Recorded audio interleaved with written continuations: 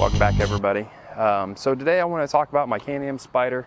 It's a 2015. I bought it in July of 2016, so it's just now 2 years old, even though it's August 3rd, I do believe. I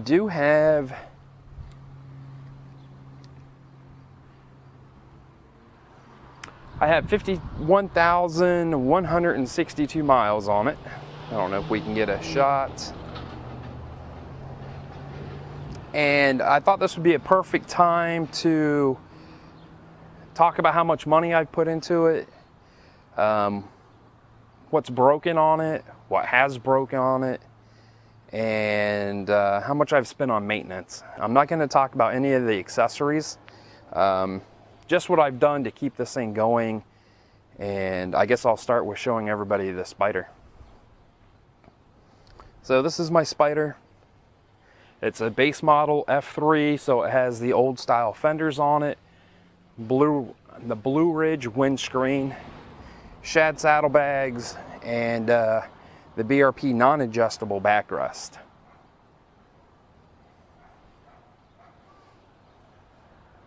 And today I'm not going to talk about any accessories, just maintenance.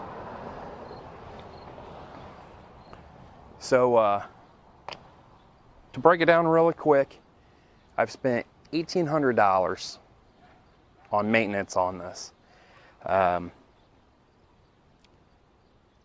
Two of these things might be considered upgrades, but one, I'm not going to consider it an upgrade because it's the rear shock. So the rear shock, I have changed it to a 2-up shock. The OE shock was done. The tire would not even stay on the ground. You would hit a bump and it seemed like it just bounced forever. So a 2-up shock was $200. I've replaced the front tires on this thing once. And they're just Federals, I do believe. $53 a piece, so that's $106. I've changed the rear tire 3 times, so I have about $300 in the rear tire. 2 Kumos and 1 Sumitomo. The Sumitomo wasn't bad, but I like the Kumos better. Labor to replace the rear tire and ride on, that's the liquid balancer and flat resealer. I've spent almost $200 just balancing tires and adding ride on, or I should say mounting tires and adding ride on. The rear license plate light. So the rear license plate light, when the transmission went out on this thing at 20-some thousand miles, the trailer I got was a little too small and it became damaged. So I had to buy a new one. Eventually it fell off. I don't even know how it fell off or got taken off. So the license plate light was $44. I did put the BRP belt tensioner on this. It cost me $32. A K&N air filter at $47. I figured if I was going to spend $35 on an air filter, I might as well get a K&N air filter. That way I don't have to ever change it again. Brake pads. I switched to EBC brake pads. I get about 20,000 miles out of brake pads. I've gone through 2 sets, both on the front and on the rear. 2 sets of brake pads is about $208. So oil changes. This one was actually a little difficult to figure out. I've done 7 oil changes, so that's going to have me change the oil about every 7,000 miles. I've spent $425 on oil changes.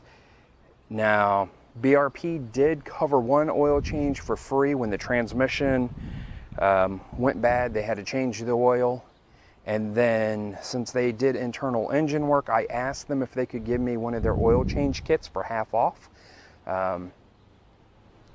Anytime you do any type of internal work, I like to change the oil sooner than later.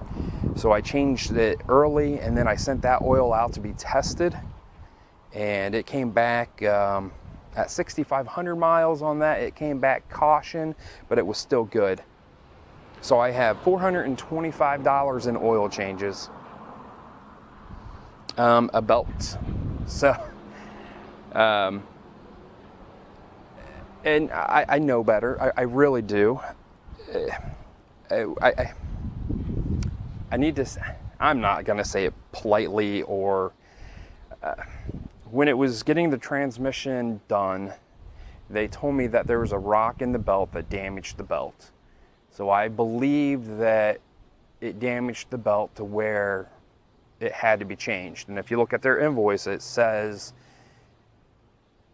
required replacement. Well, when I picked up the Spyder, I picked up the old belt and there was a nick in the belt, but that was it. So, you know, that's on me. I should have had him send pictures, or I should have drove 125 miles to the shop to look at it. So, $285 for a belt. And then I had to replace one light bulb at $3. So that is my grand total. At 51,000 miles, I've put $1,800 worth of maintenance in this thing. Some of the other things I've done. The frunk, and mine's full of crap, sits out in the open. I ride this thing all year long. The joints actually rusted to where it was really hard to open. So a little bit of penetrating fluid and then synthetic grease over the hinges, and it works great. You know, and that stuff I had here. Some of the things that are broken on it now. So at 51,000 miles, it does need to go into the shop. So this one's in good shape. And I have an LED bulb in there. I got them on Amazon for like $10 for 20 of them for my 2012 RS. This one holds water and the bulb burns out quickly. This does go into the shop the 11th. I'm going to ask them to see if that's covered. If not, I think it's a $50 fix. The next thing is the throttle. It doesn't release all the way.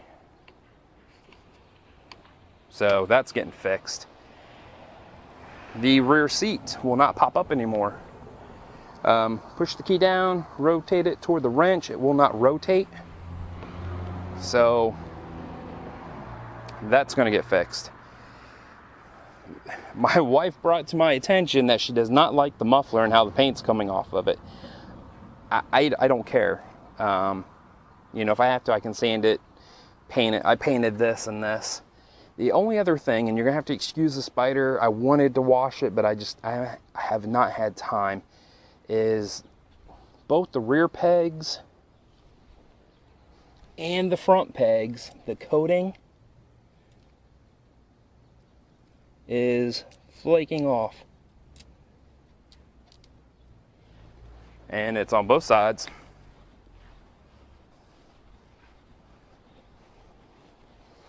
So that's about the biggest appearance thing. And I'm going to ask them too, you know, why it's down there. Hey, will BRP cover this? If not, I'm going to sandblast them. I'll remove them, sandblast them, and just use truck bed liner to seal them back up. And then the last thing, and this is new, no matter what I do, I cannot get this belt to stay where it needs to be. It's always moving even off the edge. So I think we might have a problem with either the front drive pulley again or a bearing issue. I looked at the rear bearings when I had the tire off and they looked good. I didn't feel any play in them. So to date I have $1,800 worth of maintenance. About any time I check the gas mileage on this thing, I get about 33 miles per gallon. You know, some people are going to get better, some people are going to get worse, but that's what I'm getting. So 33 miles per gallon, $1,800 in maintenance in 2 years, and it's been to the shop twice. The first time it went to the shop, They changed out the front frunk latch. I asked them to look at the rear shock. They said it was fine, and I was concerned about the metal in the oil. So they changed that out, and I don't even know when that was. 7,000 miles. I have everything that I've done to this thing is all right here. So the next time it was in the shop was when the front drive pulley spun. I don't know what it was, big bug. Front drive pulley spun, and they found internal transmission damage. So that one, parts alone, they probably had $6,000 wrapped up in this. But I truly believe it was a one-off thing. I have not heard anybody else complain about transmission issues. So if I missed anything or you got questions, drop a comment below, and I'll answer them to the best of my ability.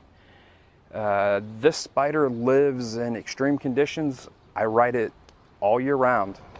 It's out in the salt and the snow and the rain. I do not have a garage, so this thing, it's constantly being beat up by the sun. So I think it's in decent shape. It definitely needs washed, so it'll get washed this weekend and waxed, but I think she's holding up pretty good. I love the Spyder. I think they're super reliable. I was kind of shocked at that $1,800 worth of maintenance, to be honest with you, but in 2 years, if you break it down, that's not too off the bed. But no, definitely give me a thumbs up and subscribe to the channel. Stay safe, everybody, and I'll see you in a couple days.